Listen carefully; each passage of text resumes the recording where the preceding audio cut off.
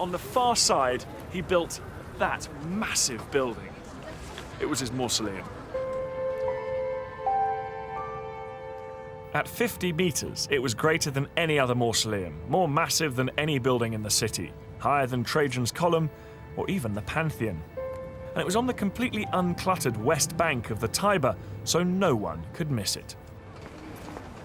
An increasingly unpopular Hadrian believed that people were conspiring against him. In his paranoia, he believed that family members were among them. He executed his great-nephew, Fuscus, and he even forced the suicide of his 90-year-old brother-in-law, Servianus. Just before the old man took poison, he cursed Hadrian. He said that I am guilty of no wrong, you gods are well aware. As for Hadrian, this is my only prayer. May he long for death, but be unable to die. And this last prayer of the old man was answered by the gods.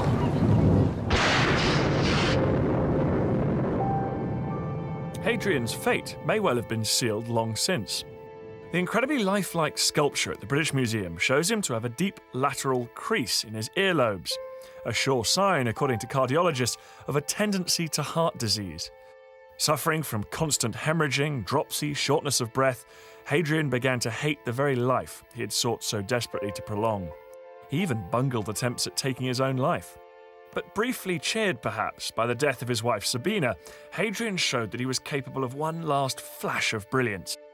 He appointed not only his immediate successor, Antoninus Pius, to be the next emperor, but also the two after that, Marcus Aurelius, another one of Rome's finest emperors, and Lucius Verus, thus ensuring decades of further peace for Rome. Hadrian finally died on the 10th of July 138 AD, aged 62, and you won't be cracking your usual jokes.